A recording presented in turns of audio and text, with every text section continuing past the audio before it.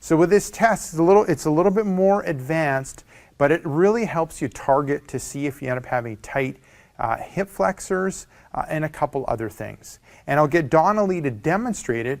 And what this test is specifically called is the Thomas test. So I'm looking at going on the edge of a table. So I'm sitting on the edge of the table, preferably like where my sit bones are, ischial tuberosities. So I'm sitting there, and then I'm going to take one of the knees and pull it up towards me. So now what I've done is I've kind of locked up that pelvis.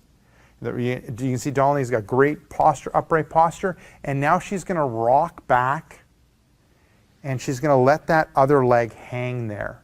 And I'm looking at three different things. I'm looking for three things that could be happening.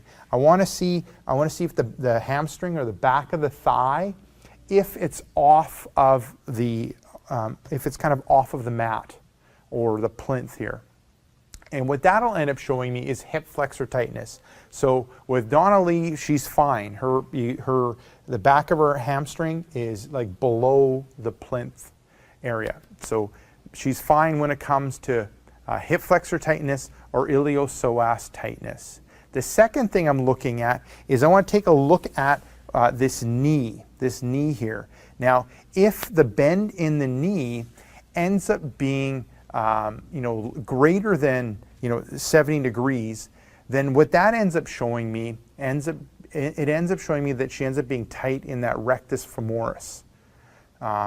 So what I'm looking at is, this ends up being 90. If it ends up being less than 70, so from here to straight, it ends up showing me that she ends up being tight in that rectus femoris muscle. So, bent to here is 90, and if she's here or more, that ends up showing me that she ends up being tight in that rectus femoris that I end up needed targeting.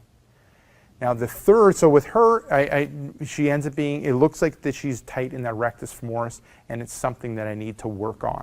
Then the third thing that it ends up showing me is, I'm looking at her knee and seeing how it is in line with her hip.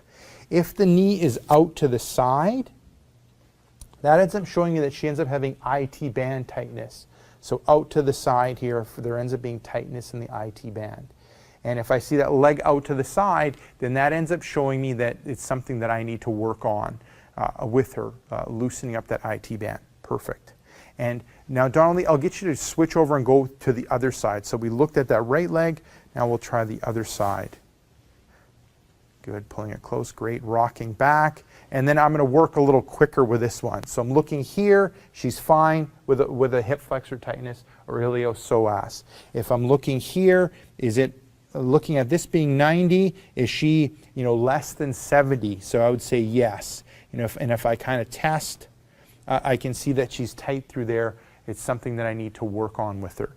If I look at that knee in line with the hip, it's fine that it's not popped out to the side, but if it was popped out to the side like this, the knee outside of that hip, that would show me that she has IT band tightness, so she doesn't. Perfect, Donnelly. So looking at all that, it shows me that with Donnelly, I need to work on her rectus femoris or like her quad tightness, and she's fine when it comes to hip flexor tightness, and she's fine with IT band tightness. And if you saw some of the other videos that I have done with Donnelly, you could see that she ends up being good when it comes to her hip flexor flexibility. So there you go. Give that test a go. What ends up working well is if you use like your iPhone and you go through the movement and someone kind of films you go through the movement from the side and from the front, you can end up taking a look at it. Or you can just have someone end up quickly testing you, looking for those three different things. So you can end up using a plinth like this. If you're in a gym setting, you can end up using like a bench to go through the test. If you're at home, you can use your table, but kind of be cautious when it comes to the table and don't go too crazy or it'll flip over. And that's from experience. Testing things out at home on the kitchen table. So make sure that you end up on a good stable table when you're going through this exercise. So this is Rick Kaselj from exercisesforinjuries.com. Give that advanced test, that advanced hip flexor test, a go, and let me know how what the results are for you. So this is Rick Kaselj from exercisesforinjuries.com. Make sure to swing by exercisesforinjuries.com. Enter in your injury or pain. There's a good chance of an article, video, or an interview that'll help you with your injury or pain. So this is Rick Kaselj from exercisesforinjuries.com saying take care and bye-bye.